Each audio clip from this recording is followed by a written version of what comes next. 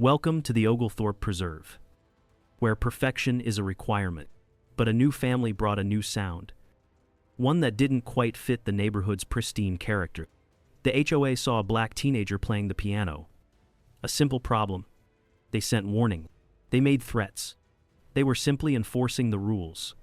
What they failed to investigate was the girl's father, a man whose gavel speaks louder than any HOA bylaw. How badly have they misjudged the new neighbors? Find out what happens when quiet prejudice meets silent power. Follow the story on Deepu Stories.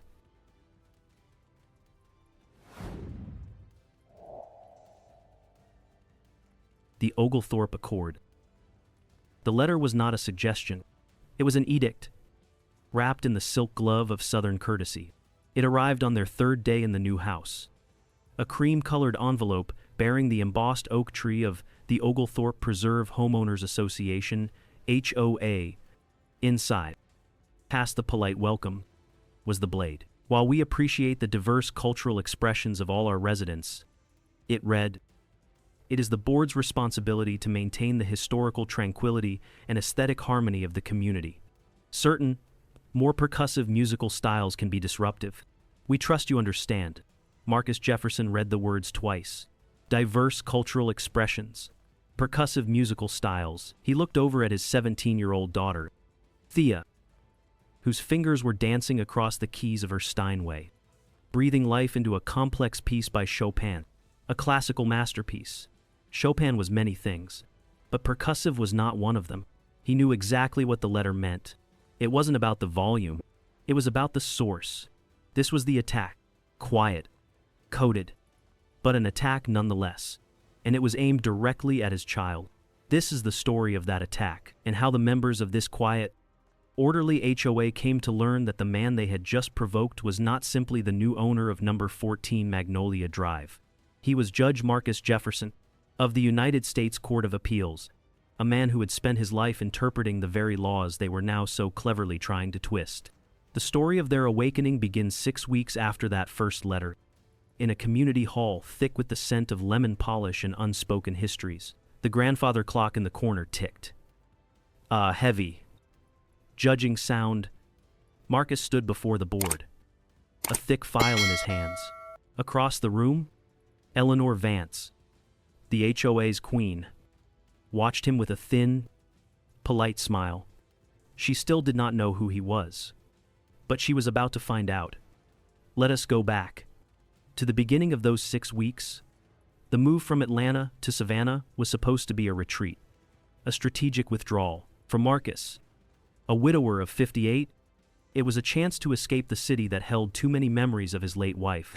For his daughter Thea, it was meant to be a sanctuary, a quiet place to heal from the trauma that had silenced her music.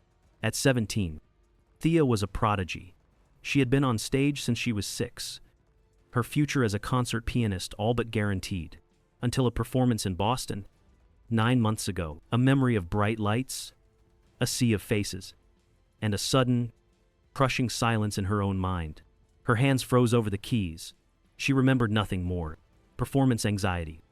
The doctors called it a quiet, insidious thief. So they came to Savannah, to a 2-story colonial on a street shaded by ancient, weeping oaks. Marcus, a man who believed in the power of controlled environments, saw it as the perfect prescription. Here, away from the pressure, Thea could reconnect with her Steinway. She could practice for her Juilliard audition on her own terms. She began to play on the second day. The notes of Rachmaninoff, full of passion and struggle, filled the house. For the first time in months, Marcus heard not just skill, but a flicker of joy. The house felt like a home. Then the letter arrived. Marcus set it on the kitchen counter, his jaw tight. He understood the language of veiled threats. He had presided over cases built on less. Thea saw it later that evening. She read the words, diverse cultural expressions, and a cold knot formed in her stomach. The phrase was an echo of things she had heard before. A polite way of saying you are different. A polite way of saying you don't belong. She looked at her beautiful piano, the instrument that was both her torment and her salvation. The HOA had just turned it into a weapon against her. Marcus found her standing there, the letter trembling in her hand. He saw the flicker of joy in her eyes extinguish, replaced by the familiar shadow of fear. "It's just a misunderstanding. Thea," he said, his voice calmer than he felt. "I'll handle it. It's what I do." He was a judge, a man of logic. He believed in process. In the system, he would write a polite, firm letter to the Homeowners Association, HOA. He would explain the nature of classical music. He would correct their misguided assumption. He believed the problem could be solved with reason. He did not yet understand that reason had nothing to do with it. The Rules of Civility. The emails started a week later. They arrived like clockwork. Every Tuesday morning, the subject line was always the same: a friendly follow-up from the board. They were never rude. Rudeness was not Eleanor Vance's style. Her weapon of choice was civility. A suffocating, Southern civility that left no room for argument. The first email suggested an acoustic rug. Perhaps you might consider an insulating rug for the music room. It would be a great benefit to the community's shared soundscape. Marcus, a man who dealt in facts and statutes, saw it as a practical, if slightly passive-aggressive, suggestion. He ordered one online. Thea saw it as a gag, a thick, plush gag to muffle her voice. The second email arrived the following Tuesday. It mentioned a comment from a neighbor, anonymous. Of course, the neighbor had apparently noted that the music was audible from the street.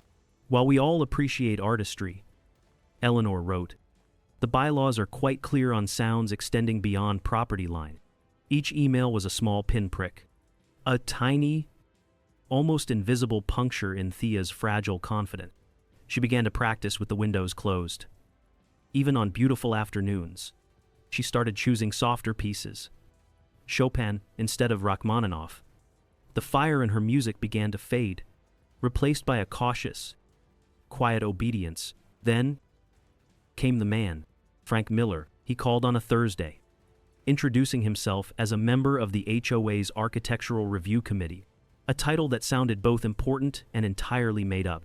He said the board had authorized him to conduct a sound assessment, a courtesy, he called it. To help them find a solution, he arrived in a large, white pickup truck that seemed too loud for the quiet street.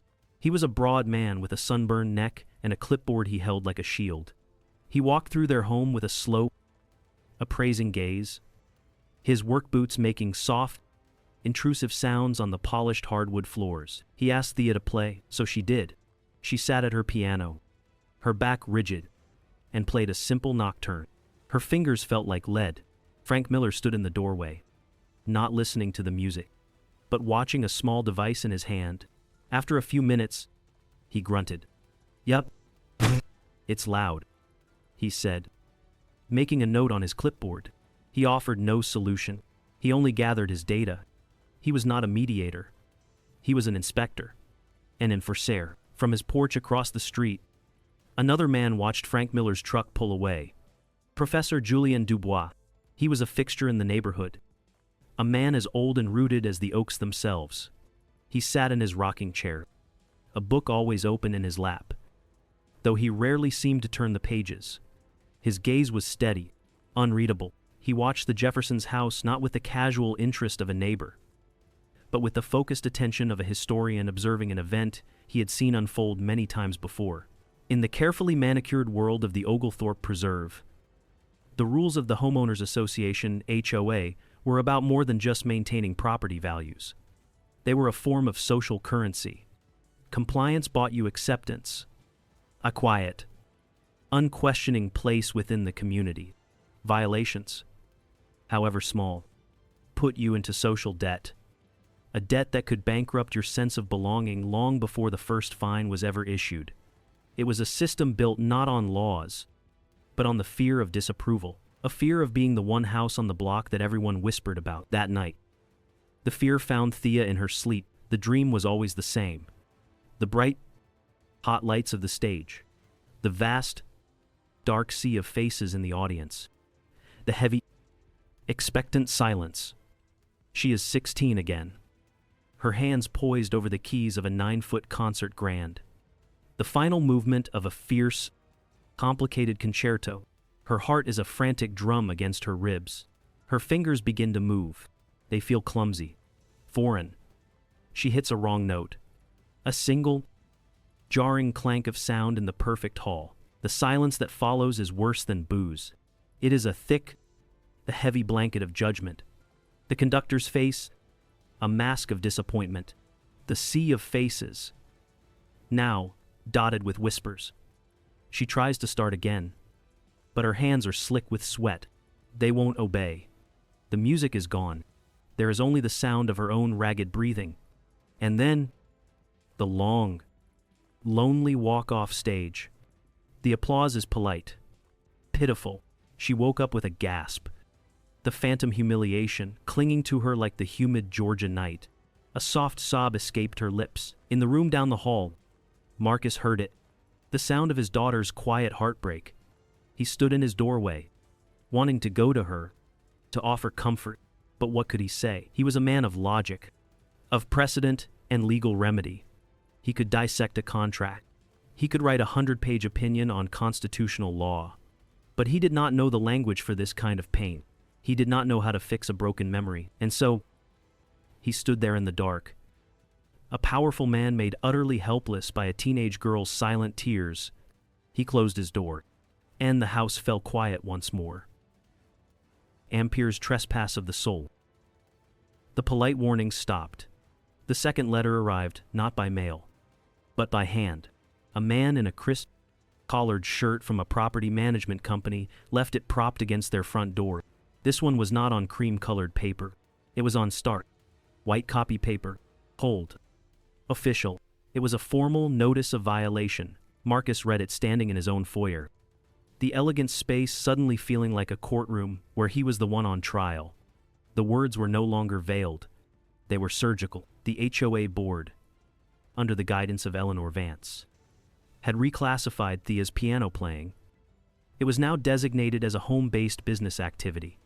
A professional musician, the notice argued, practicing for professional engagements, constituted a commercial enterprise. This was a direct violation of Zoning Covenant D-12, a covenant designed to keep out storefronts and office traffic. A covenant they were now twisting into a weapon. The notice came with a list of consequences. A fine, $100 per day. The fines would continue until the commercial activity ceased. If the fines were not paid, they would become a lien, a legal claim against their property. A lien could, eventually, lead to foreclosure. Foreclosure. The word hung in the air. A final, devastating judgment. Marcus lowered the paper. This was no longer a misunderstanding. This was a declaration of war. A war fought with bylaws and procedural jargon. The most insidious kind of conflict. They were attacking his daughter's identity, her very essence. They were trying to legislate her talent into silence. They were trying to find her future out of existence. He found Thea in the music room. She was not playing. She was just sitting on the piano bench, staring at the silent keys. She had already seen the notice. They can't do this, Marcus said, his voice a low, controlled rumble. The voice he used in his chambers just before delivering a ruling. Can't they? Thea's voice was brittle. It seems like they can do whatever they want. She finally looked at him, and her eyes were filled with a storm of emotion. Fear, anger, and something that cut him deeper than anything else, accusation. You brought us here, she said. The words, quiet but sharp. You said it would be quiet, peaceful, a sanctuary. She stood up, her small frame trembling. This isn't a sanctuary, Dad. It's a cage, a beautiful, gilded cage with a rule book for a lock. I will handle this. Thea, he insisted, falling back on the only defense he knew. This is a clear misapplication of the covenants. It's a legal matter. It's not a legal matter, she cried, her voice finally breaking. It's my life. It's my music. You can't file a motion to make them see me as a person. It was their first real fight in this new house. A clash of two different kinds of pain. The frustration of a powerful man made powerless. Hers. The terror of a young artist being told that her gift was a violation. he saw only a legal challenge to be overcome. She saw a trespass, an invasion of her soul, miles away, in a large, stately home overlooking the marshes. Eleanor Vance sat in a wingback chair. The house had been in her family for 5 generations. From her window, she could see the land that had once belonged to her ancestors. Acres and acres of it, land that had been sold off, piece by piece, over the last century. A slow, painful erosion of her family's legacy. She held a delicate teacup, her fingers steady. She was not a hateful woman, not in her own mind. She was a preservationist, a guardian. Her work with the Homeowners Association, HOA, was not a hobby. It was a sacred duty, a duty to protect the character, the purity of her community. A community built on the last remnants of her family's former glory. She thought of the Jeffersons, the man, a lawyer or something of that sort from Atlanta, successful, confident, the girl, with her powerful, emotional music. A music that felt foreign, intrusive. It did not belong here. Among the quiet whispers of old money and established tradition, they were a symbol of the new world that had chipped away at her own. A world where her name, the Vance name, no longer held the same unquestioned authority. Their success, their very presence in a house she could see from her window, was a personal affront. It was a disruption of the natural order. Her order, the rules of the HOA, were her last line of defense, her only remaining wall against the rising tide of a world she no longer recognized. And she would use that wall, brick by legalistic brick, to protect what she believed was hers. The fight over the piano was not about noise. It was about control. It was about stopping the future from erasing her past. The Jefferson family's war has just begun. They are fighting not just a draconian HOA, but the ghosts of the past and the fears within their own souls. Have you ever felt helpless in the face of absurd rules? Share your story in the comments below. Your shared experience could be a source of strength for someone else facing their own battle. And don't forget to subscribe to follow Thea and Marcus on the next step of their journey. Echoes in the archives. Marcus Jefferson was a man of the law, and the law lived in archives. It lived in dusty books and microfilm, in the quiet, forgotten corners of libraries where history was stored in neat, chronological order. The day after the official notice from the HOA arrived, he did not hire a lawyer. He became one, for himself. For Thea, he went to the Savannah Municipal Archives, a quiet, sunlit building downtown. He wasn't looking for bylaws. He was looking for a beginning, for the origin story of the Oglethorpe Preserve. He spent hours scrolling through brittle property deeds from the 1950s, his eyes scanning the dense, legalistic text. He was searching for a flaw, a crack in the foundation of Eleanor Vance's authority. The work was slow, tedious, like trying to read a story written in invisible ink. He was on his 3rd afternoon there, squinting at a grainy plat map, when a voice spoke from beside him. A quiet, raspy voice. "You won't find it in the maps." Marcus looked up. It was Julien Dubois. His neighbor, the old professor, was holding a thin, leather-bound book. His eyes, behind thick glasses, were surprisingly sharp. The soul of a place isn't in its boundaries.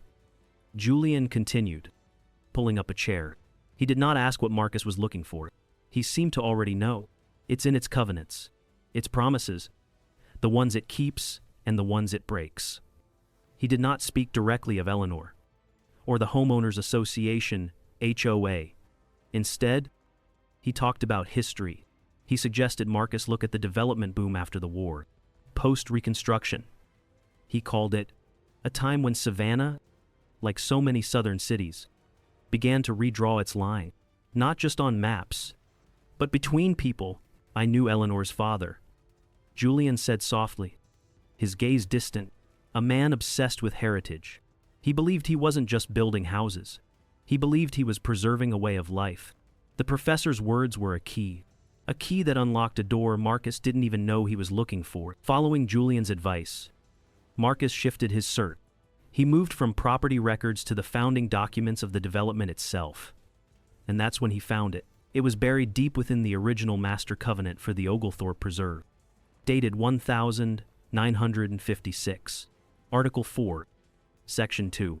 The language was archaic, blunt, and utterly clear. No lot in this subdivision shall at any time be sold, conveyed, rented, or leased in whole or in part to any person or persons of Negro blood or extraction. The words hung in the quiet air of the archive.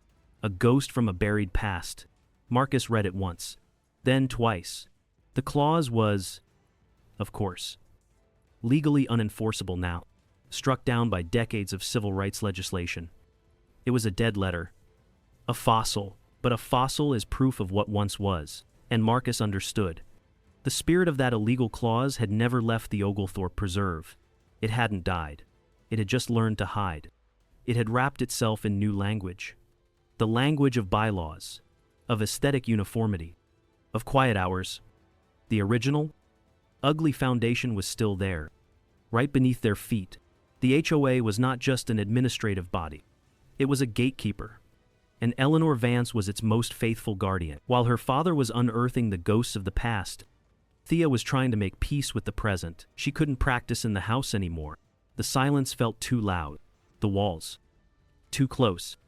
One afternoon, driven by a need for air, for space, she did something she hadn't done in years. She called a piano moving company. She had her small, upright practice piano moved to Forsyth Park. She found a spot under a sprawling oak tree, its branches draped in moss like green lace. She didn't know if it was allowed. She didn't care. She just needed to play, and so she did. She played for the tourists, for the college students lying in the grass, for the old men playing checkers. She played without the pressure of a performance, without the fear of a critical note from the HOA. She played for the sheer, simple love of the music. At first, people just walked by. Then, they started to slow down, to listen. A small crowd gathered, black, white, young, old. They didn't know she was a prodigy. They didn't know about the notices, or the anxiety, or the ghost on the concert stage. They just heard the music, beautiful, honest, and free. A woman dropped a $5 bill into her empty piano case. Then another person did. By the end of the afternoon, there was a small pile of cash at her feet. But it wasn't the money that made her smile.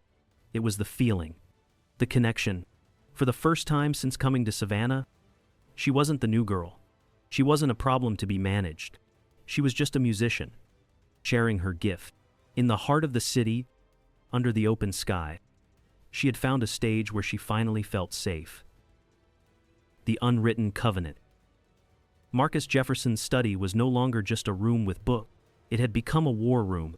The large mahogany desk was covered in documents, property deeds, city zoning maps, and copies of the original land covenants for the Oglethorpe Preserve, provided by the quiet, watchful historian, Julien Dubois. He now had the ammunition he needed. The old, unenforceable racial covenant was the smoking gun. It laid bare the foundation upon which the modern HOA had been built. A foundation of exclusion. He spent 2 days drafting his response. It was a masterpiece of legal precision. A formal, 10-page letter addressed to the Board of Directors of the Oglethorpe Preserve Homeowners Association, HOA. He systematically dismantled their claim of a home-based business. He cited state and local laws protecting personal artistic expression. And then, in the final section, he delivered the veiled threat. He mentioned, without accusation, the historical context of the land. He referenced the Federal Fair Housing Act. He spoke of patterns of practice, of selective enforcement. He never once used the word racism. He didn't have to. The threat of a federal lawsuit, with all its expensive, reputation-destroying discovery processes, was clear. He believed in reason. He believed that faced with such overwhelming legal risk, a rational board would retreat. He was wrong. He sent the letter via certified mail, and then he tried to reason with them in person. He scheduled a brief, private meeting with 2 other board members, a retired accountant and a real estate agent. He did not meet with Eleanor. He wanted to peel away her support system. He laid out his case calmly, Logically, he appealed to their financial sense. A lawsuit, he explained, would be catastrophic for the community's finances.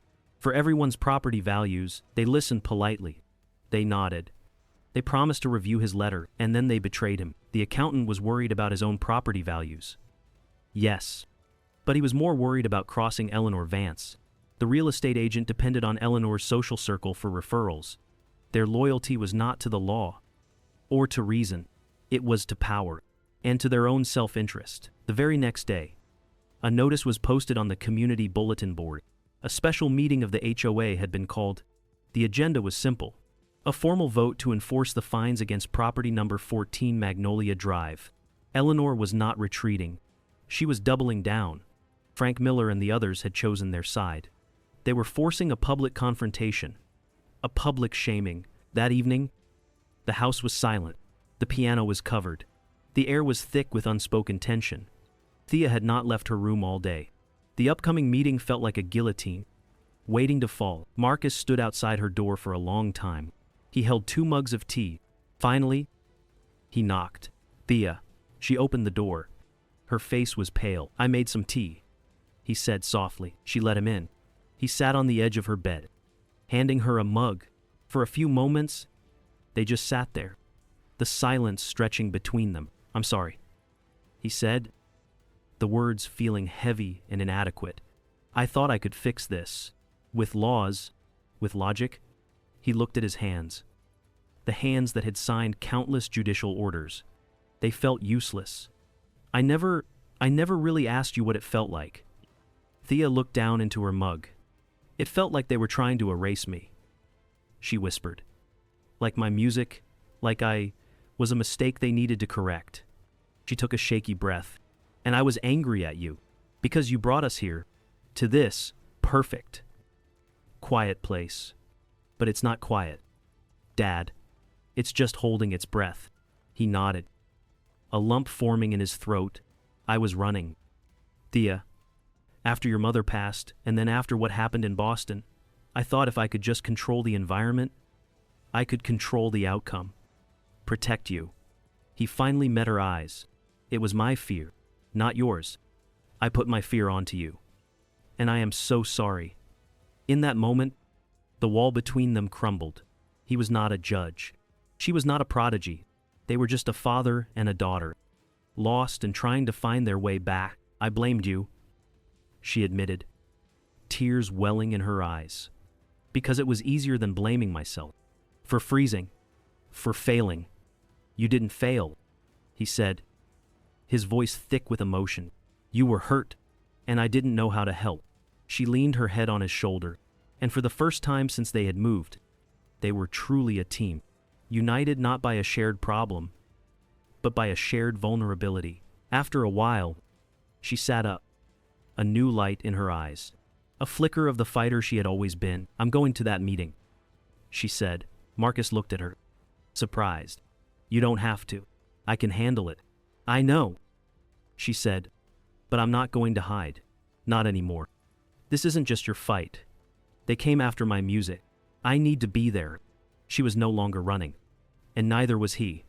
They would walk into that meeting together, not as a judge and his client, but as a father and his daughter, ready to face the verdict. When a system like a homeowners association HOA is built on a foundation of exclusion, even the most harmless of rules like the color of a flower pot or the sound of a piano can become a weapon.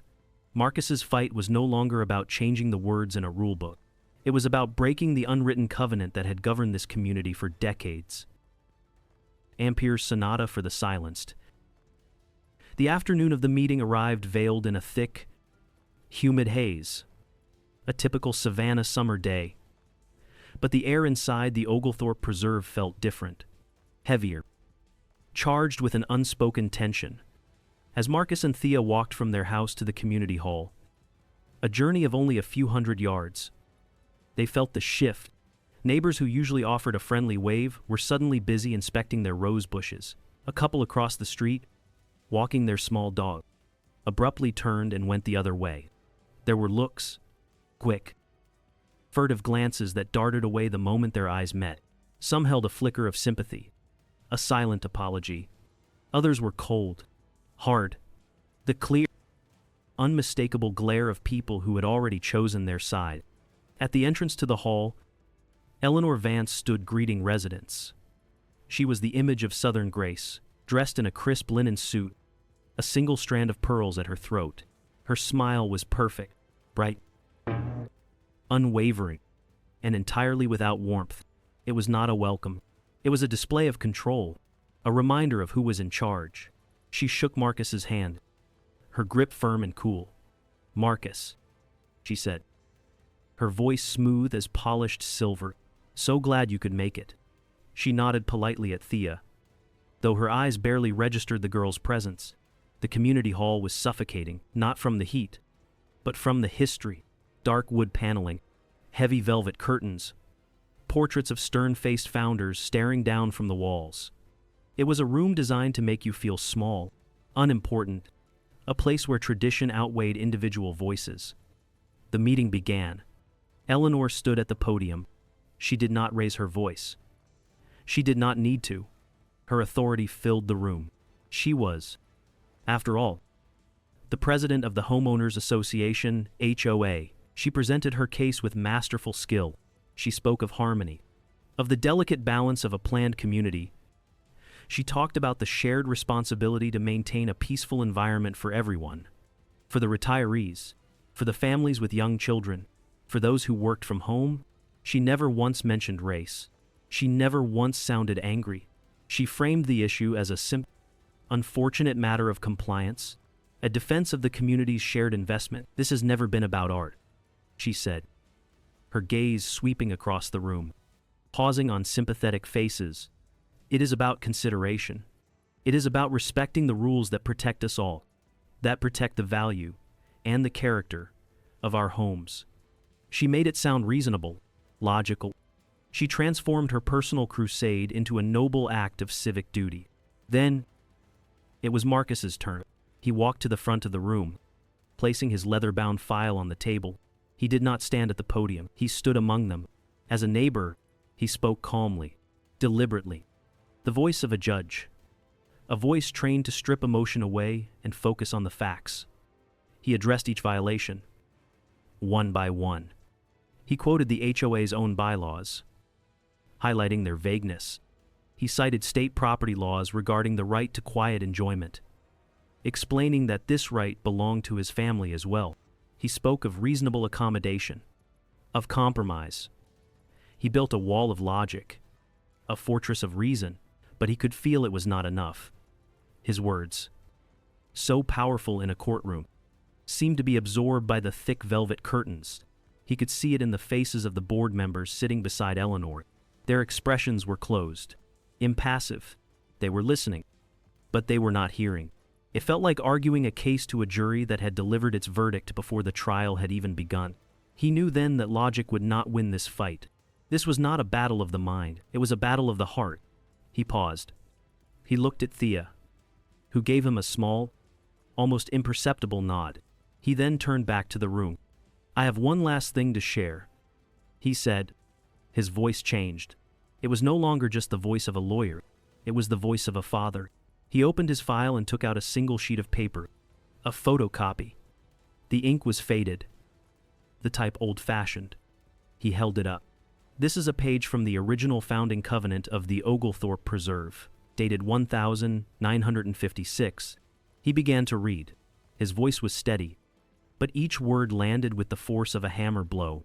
"No lot in this subdivision shall at any time be sold, conveyed, rented, or leased to any person or persons of Negro blood or extraction." A deep, uncomfortable silence fell over the room. People shifted in their seats. A few looked down at their hands. Eleanor's polite smile finally faltered.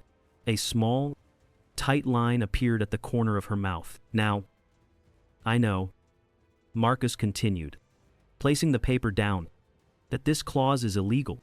It is unenforceable. It is a relic of a painful and shameful past." He looked directly at Eleanor. "But a spirit, the spirit of a thing is much harder to erase than its words. I suggest to you today that the spirit of this document is not dead. It is alive. It is alive in the selective enforcement of vague rules. It is alive in the refusal to compromise. He looked out at his neighbors. This was never about the volume of a piano. It has always been about who is allowed to make their voice heard in this community, and whose voice is deemed a disturbance. The silence that followed was different. It was no longer polite, it was heavy, awkward.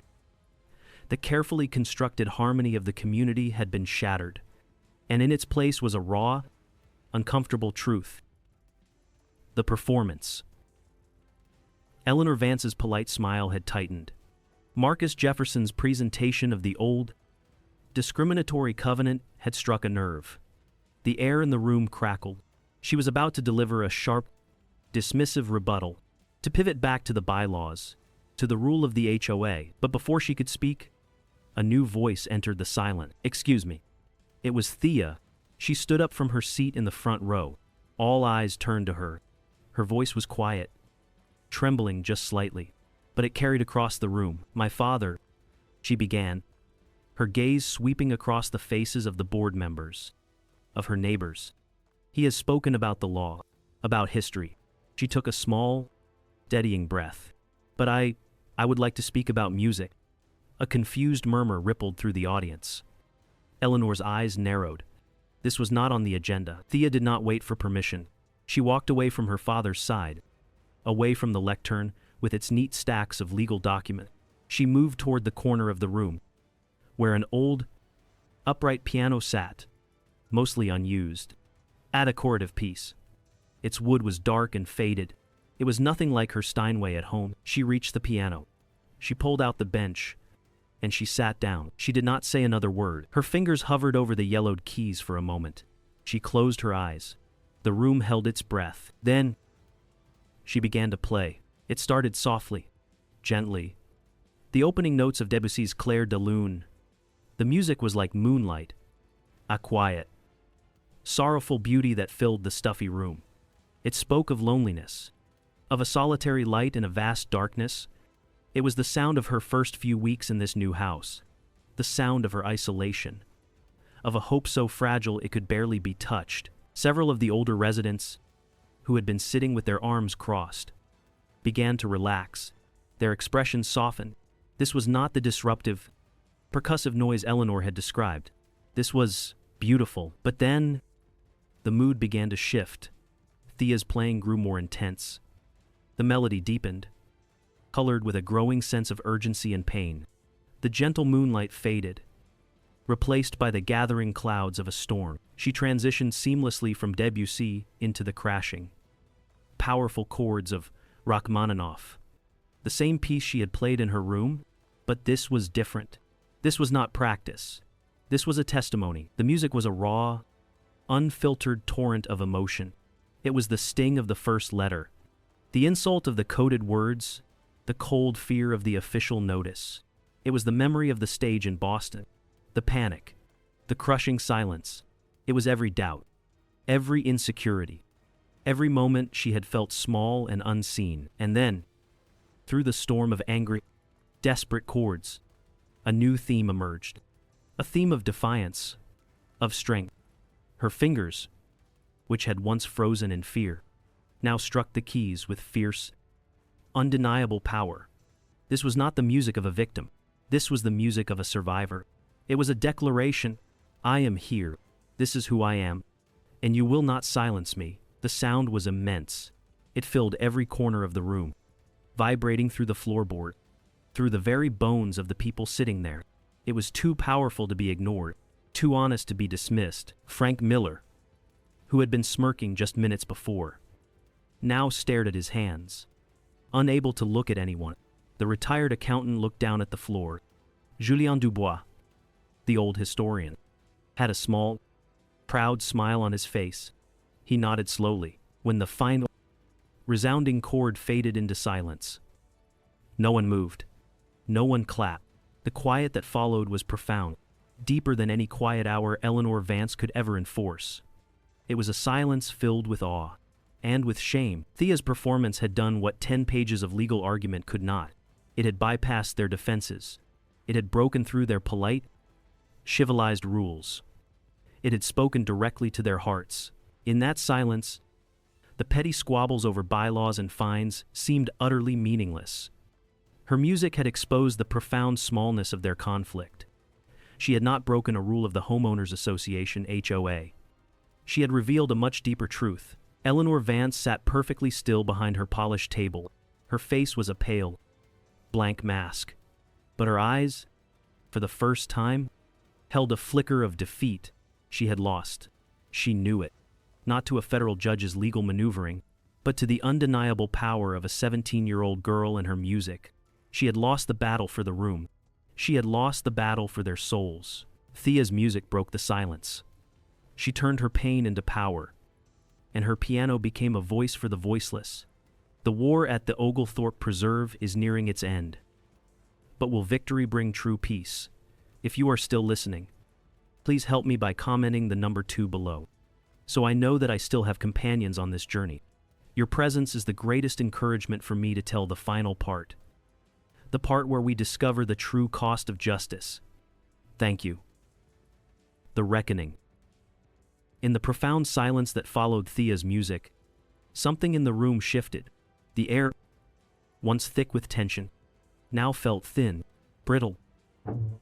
The carefully maintained facade of the Oglethorpe Preserve had cracked. It was a woman named Mrs. Gable who spoke first, a quiet widow who served as the board's secretary, a woman who had, until that moment, been known only for the precision of her meeting minutes. She stood up, her hands trembling slightly. "I move," she said, her voice soft but clear, "that all pending violation notices and proposed fines against the Jefferson property be dismissed." With prejudice, Frank Miller started to object, a reflexive defense of his patron. But Eleanor Vance shot him a look that silenced him instantly. She called for the vote.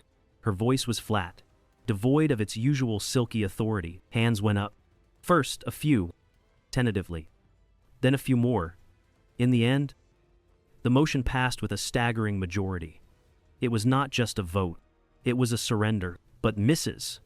Gable was not finished. "I also move," she continued, gaining confidence, "for a vote of no confidence in our current president of the board." A collective gasp went through the room. It was a direct challenge, a rebellion, something that had been unthinkable just an hour before. This time, Eleanor did not call for the vote. She didn't have to. The sentiment in the room was a palpable force. Her reign was over. For the first time in decades, Eleanor Vance was no longer in control. She looked around the room, her gaze searching for an ally, for a friendly face, a nod of support. She found none. The people who had been her loyal subjects, who had deferred to her judgment for years, now looked away. They studied the pattern on the carpet. They examined their own fingernails. They looked at the ceiling. Anywhere but at her. Her power had not been in the rules of the HOA. It had been in their silent consent, and that consent had just been revoked. She did not argue. She did not make a scene. Her pride would not allow it. With a quiet, almost imperceptible stiffness, she gathered her leather portfolio and her silver pen. She placed them neatly into her handbag. She stood, smoothed the front of her linen suit, and walked toward the exit. She did not look at anyone. Her footsteps were the only sound in the silent room. The quiet click of her heels on the hardwood floor was the sound of an empire falling. It was not a dramatic collapse. It was a quiet, lonely, bitter retreat. The moment the door closed behind her, the tension in the room broke. People began to talk in low, urgent whispers. The spell was broken. A few neighbors approached Marcus and Thea. They looked ashamed. "We're so sorry," said one man, the same man who had turned away from them on his walk that afternoon. "I never agreed with what she was doing. None of us did. Really," another woman added. "But she's been running this Homeowners Association HOA for so long. You don't cross Eleanor Vance." Their words were a confession, an explanation of the complex psychology of a quiet community. It was not malice that had fueled Eleanor's power. It was inertia. It was the fear of confrontation, the simple, human desire to avoid trouble. They had traded their voices for a quiet life, not realizing the silence could become a weapon against one of their own. Marcus listened, nodding politely. He understood the logic of their inaction, But understanding was not the same as forgiveness. As the crowd began to thin, Julien Dubois made his way over. He bypassed Marcus and walked directly to Thea. "Your music," he said. His old eyes spoke a truth this room had forgotten how to hear. He then turned and shook Marcus's hand. His grip was firm, the dry, papery grip of an academic. "You won, Marcus," he said quietly. "But you should know. You didn't win with the law alone. You won with your daughter's heart." He paused, looking out the window at the manicured lawns and ancient oaks. Savannah is a complicated place. It does not forgive easily. It does not forget. But it has always respected courage. Marcus watched Julien walk away. He looked at his daughter, who was standing tall. A quiet strength in her eyes he had not seen before. He had come here seeking a sanctuary for her, a place to heal. He had not realized that to find it, they would first have to go to war. And the war, he suspected, was not entirely over. This was just a reckoning.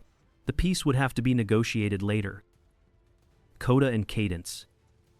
3 months passed.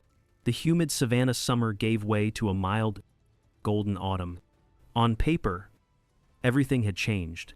Eleanor Vance had resigned from the board of the Homeowners Association, HOA. Quietly, without ceremony, a new, more moderate board had been elected. All notices and fines against the Jefferson property were officially, permanently rescinded. Legally, the war was over. They had won. But victory did not feel the way it did in the movies. There were no block parties, no celebratory casseroles left on their doorstep. The quiet that settled over the Oglethorpe Preserve was not one of peace. It was the quiet of a ceasefire. The community had fractured. A thin, invisible line had been drawn down the middle of their manicured streets. There were those who now nodded to Marcus and Thea with genuine warmth, a shared look of respect. Then there were the others, the ones who had been loyal to Eleanor. Their silence was different. It was cold. Averted gazes at the mailbox, a slight, almost imperceptible turn of the head when their cars passed on the road. They had won the right to exist peacefully in their home, but they had paid for it with the easy currency of belonging. The neighborhood was no longer a monolith of polite smiles. It was a place of fractured alliances, a place holding its breath. The harmony, however artificial it had been, was broken. Yet, inside number 14, Magnolia Drive, a different kind of harmony was being restored. Thea no longer feared her piano. The instrument was not a source of anxiety, but a source of joy, a friend. The crushing weight of the Juilliard audition, of the stage in Boston, had lifted. She had faced a different kind of audience, a much tougher one, and she had not frozen. She had played through the fear. She wrote a letter to the admissions board at Juilliard, a polite, confident letter. She requested a deferral for 1 year. She explained that she had some things she needed to learn first, things that could not be taught in a conservatory. She found her new classroom in the heart of Savannah. She accepted an invitation to perform at a local arts festival in Forsyth Park. Not a competition, a celebration, and she began teaching. Just a few students at first, 2 afternoons a week. One of them was the 9-year-old granddaughter of the retired accountant from the HOA board, the man who had been afraid to stand up for them, but who now wanted his grandchild to learn music from the girl who had shown him what courage sounded like. Thea was building her own community, one note at a time. A community based not on bylaws and covenants, but on a shared connection, a shared love for the music. The final scene of this story does not take place in a courtroom or in a tense community meeting.